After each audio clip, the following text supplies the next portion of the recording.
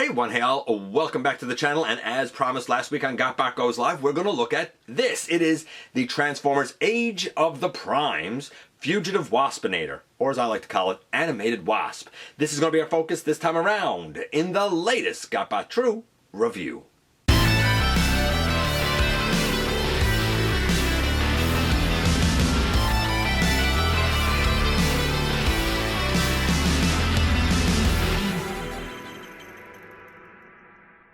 Hey all, welcome back to the channel. I'm your host, your most humble of hosts, Dennis Moulton, aka GotBot. As always, please like, comment, share, of course subscribe, and while you are at it, light 'em up, baby. Hit the notification bell, please. Helps me out a ton, let you know when content of all sorts goes up here on the channel. Check out Machinery of Man, The Everything Factor, all the groups that I'm either a mod or an admin for, as well as all of my social media links. All of that's in the description down below. Also in the description down below. And if you happen to be in a position to help the channel to grow, you can use the donate link. Check us out on Patreon. See what we have to offer to you through spring, or of course, hit the join button at any given time and become a channel member. And this is the box for Wasp. I'm so glad to have the windows back.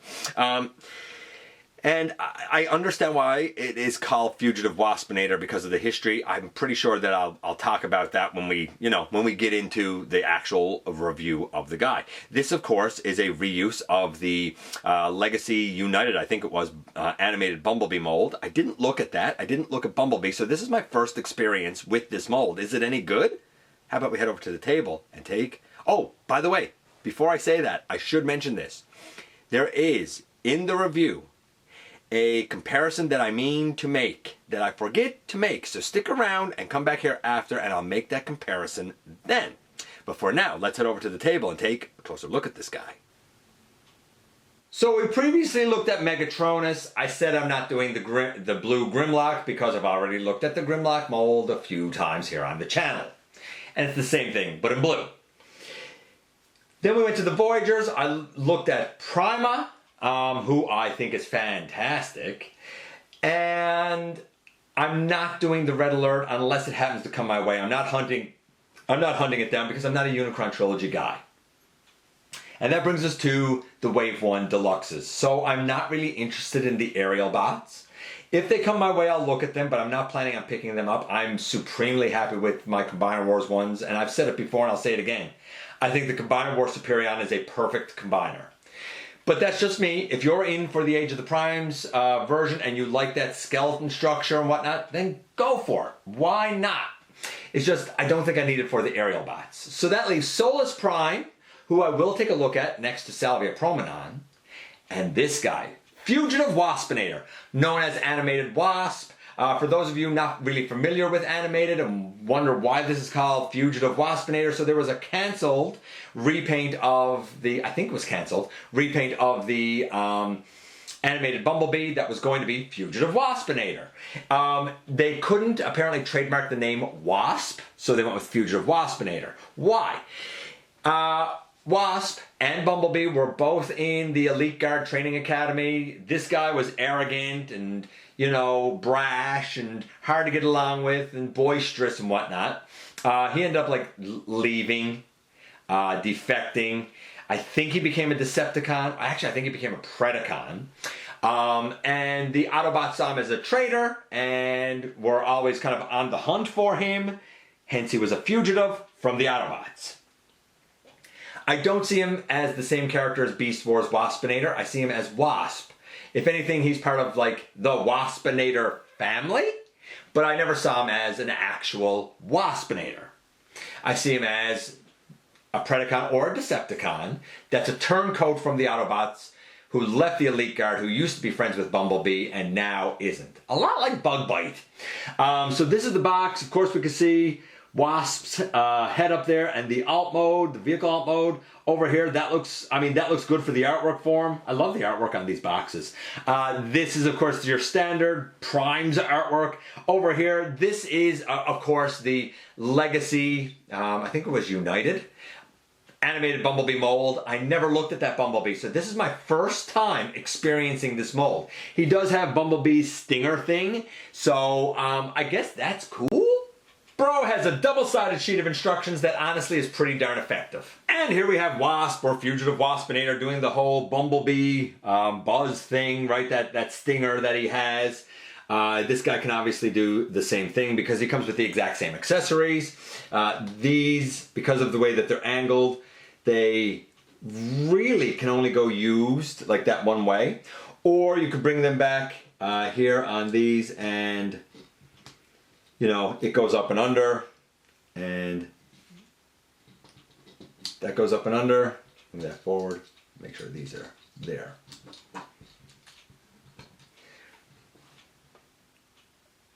Okay, so I have a little bit of transformation to do to bring his hands back now because we start off with the stinger in them. To do that, a little bit of transformation, we open out the hand and we just fold it out. If you were wondering how that was done, there's a little hole there and a couple of little starts on the stinger. It's very self-explanatory, but you do need to fold the hands away. And now I have those hands out and the elbows are faced forward. And man, do I love the look of this. Really, really love the look of this. So in terms of looks for the guy, because I guess we might as well start there. Starting from the feet and working our way up, we should have black around the toes. This line that's on his leg should be on the opposite leg, but whatever. I'm okay with it being where it's two. The thighs, instead of being all of this glorious green, should be green and black, but I'm okay with this green. His tummy should also be this green. The biceps should be this green. His hands should be the dark green with kind of black on the palms, so like green fingers and black on the palms. The head is very accurate, actually, super accurate. I'm going to show the head up close in a moment. The tires on the shoulder, that's accurate. The light green on the bicep, that's accurate. He should have like a rub sign basically on his chest, but he has a Decepticon logo. I'm okay with that because he's going to be a trader with the Decepticons. And that's about it. For look, you definitely know it's Wasp, but it's definitely got some deviations. I'm going to say it's a 9. I'm going to give it a 9. The guy only clocks in at 56 grams of plastic. Too small. Way, way, way too small to be a deluxe. Guy is really more of a scout class. I think we got to reintroduce scout class because I look at this and I don't feel like that this is a full deluxe value. I do feel like it's definitely worth a scout price. And I would put a scout price at about 15 US-ish, 20 Canadian-ish, right? I feel like that's the value that this guy is. Because there's a lot here to like. So we have a 9 for the look, great start. The face looks like this. I mean, look at that detail with the purple eyes, the black outline around the mouth and stuff. This is a glorious animated wasp face. In terms of articulation, we have a head that goes left and right. It's a bit tight in there though. It can look up. The head does like to push back a bit, even though it does kind of tab in here, but it's like a soft tab.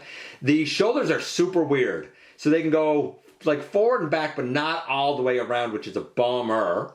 We can do like the arms out to the side that far, almost full T-pose. There is a bicep swivel just above the elbow. And I guess using the bicep, you can still bring the arm all the way forward. And you can still bring the arm all the way back. So the shoulder doesn't go all the way around, but man, they really tried to make sure that you had as much articulation there as you could. Wrist rotation, I thought nothing at the wrist. I stand corrected. Wrist rotation, nice. Bring that up, bring this down, I think. Kinda, sorta. Man, the shoulders are so weird. We have a waist, we have an ab crunch, which is really because of transformation, but cool that it's there. Leg can kick all the way forward and all the way back, and we can do, I mean, not quite full splits to the side, but it's gonna be all that you need. I mean, I'm gonna give it to him. Thigh swivel built into the thigh, gain no hollowness. So even though the mass is low, I really respect the no hollowness.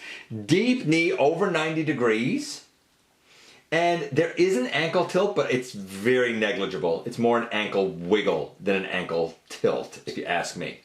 I also find that the shoulders kind of sort of like to come unpegged a little bit.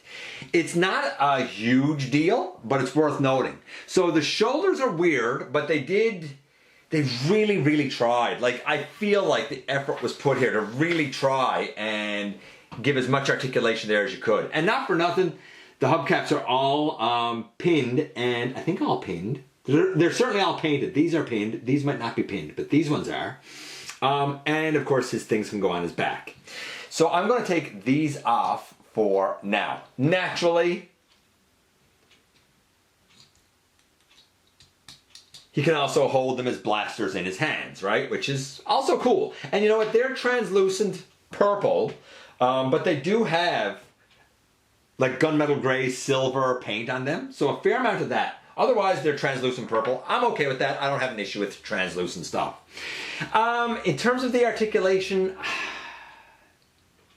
like it's there, but it's just those shoulders are so weird. I'm gonna say 8.5. I'm gonna say 8.5. So he had a 9 for the look, at 8.5 for the articulation. It's good, but you may have to work around the shoulders a little bit. Like he's probably gonna get most what you need, most what you want. He could certainly be dynamic, but there's gonna definitely be a couple of poses that will be harder to pull off. Like if you wanted him to be reaching over his head, like that's the closest he's getting. It's okay, right? It's okay, but it's not perfect, right?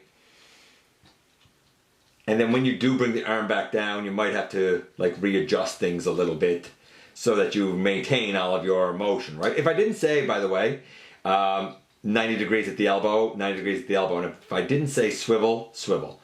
Okay, 8.5, 9, 8.75, let's do the transformation.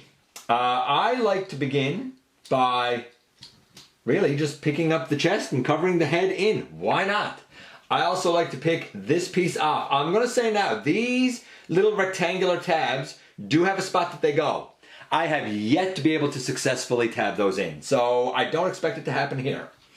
Then we come to the arms, which are kind of genius, but also kind of weird. So we open out the arm, we rotate the fist, open up the arm, rotate the fist in. And then we should be able to bring the arms kind of to the back.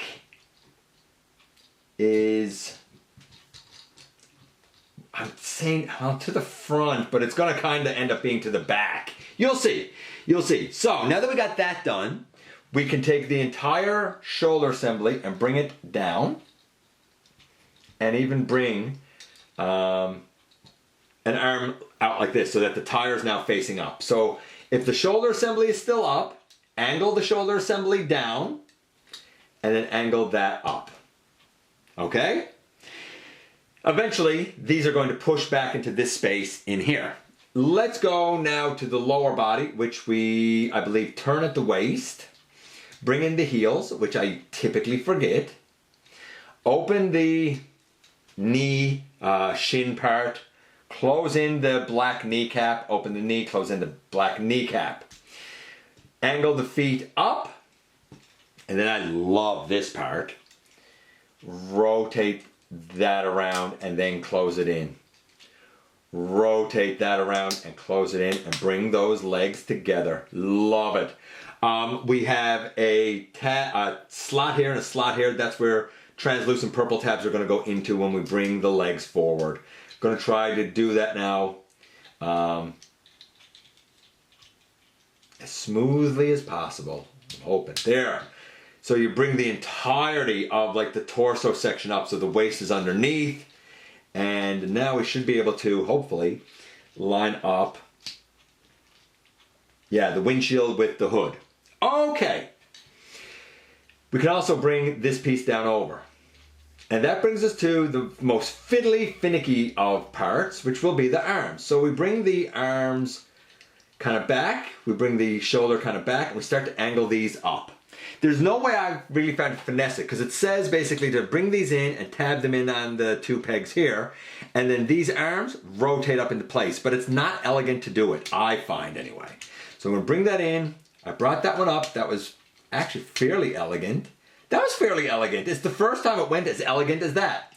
That said, in terms of tabbing this in back here, I usually just leave it like this because I don't find that there's a solid way to tab it. But he's solid anyway. Make sure I got all this in. Make sure I got all this in. I think I do. And then taking these, you can put one on that side right there, say, or you can also put it down here on the door if you're so inclined, because there's a couple of different options for that. I'm going to put this one up here as well, and boom, in the end, here we have Wasp in his car mode. The transformation's pretty good. It went the smoothest that time that I've ever had it go. I'm going to say that the transformation for this guy is...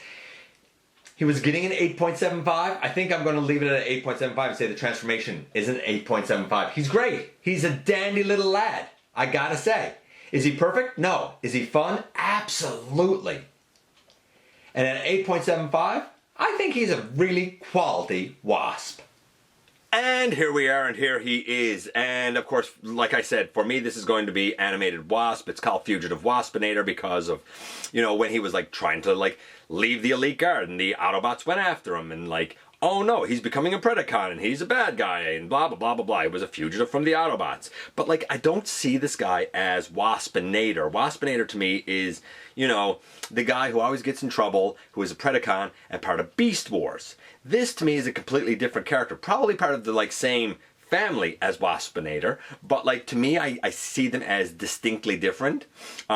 That being said, I meant to actually show this comparison. This is the Generations Waspinator.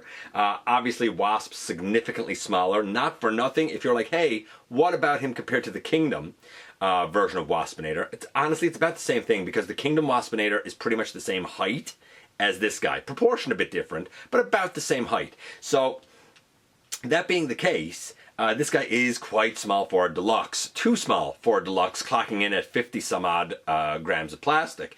He should be his own class. He should be Scout class. They got to reintroduce Scout class. It's a fine offering, but I don't feel like it's worth a full deluxe class price point. So moving beyond the size, because that's one metric that we look at. Moving beyond the size, I do think the paint is quite good, even if it's not quite accurate. Like the black stripe, for example, should be over on this leg, as an example. I do love the face sculpt, and I like the black outline on it. So I do think the deco is certainly acceptable, and I love the bright green. If anything, I think I actually like the deco a bit better than if it was completely animation accurate. When it comes to articulation, it's pretty much all there that you would want. Though the shoulders are strange, it's there, but I feel like sometimes the shoulders are trying to work against me a little bit. There are things clever about it, but also things that are annoying about it in terms of the shoulders. Outside of that, all of the other articulation is fabulous. The transformation is really clever, something different, something neat, with, honestly, for something so small, enough of an involved series of moving parts to keep it interesting without being overly complicated. So I think it's an absolute success. I think it's a great little mold. I just think it was overpriced. Great look, even if not quite animation accurate. Respectable articulation, though the shoulders are a bit wonky. It's there. Clever little transformation. And a mask that really is certainly more than Core or Legends, but it's not quite enough. Even with the other additions that make this a great mold, the trade-off and the mask that was lost is not quite enough to make this a true deluxe class value. I would definitely say get it, but he might be one worth waiting on sale for. Let me know what you think about Fugitive Waspinator or Animated Wasp. I appreciate you guys coming by, giving me some of your extremely valuable time. I do know how important it is to you. If you're in a position to help the channel to grow, you can use the donate link. Check us out on Patreon. See what we have to offer to you through Spring, or of course hit the join button at any given time and become a channel member. While you are at it, hit the subscribe button. Stick around, man. Have some fun with us here on the channel. And don't forget, not for a moment, not for a second, that you right there, you sitting, standing, kneeling, whatever, right there, you do make a difference in the world, and I look forward to the next time that you and I get together to have another visit, either in the live streams on Thursday nights at the stop motion premieres or the old-fashioned way right here inside the videos.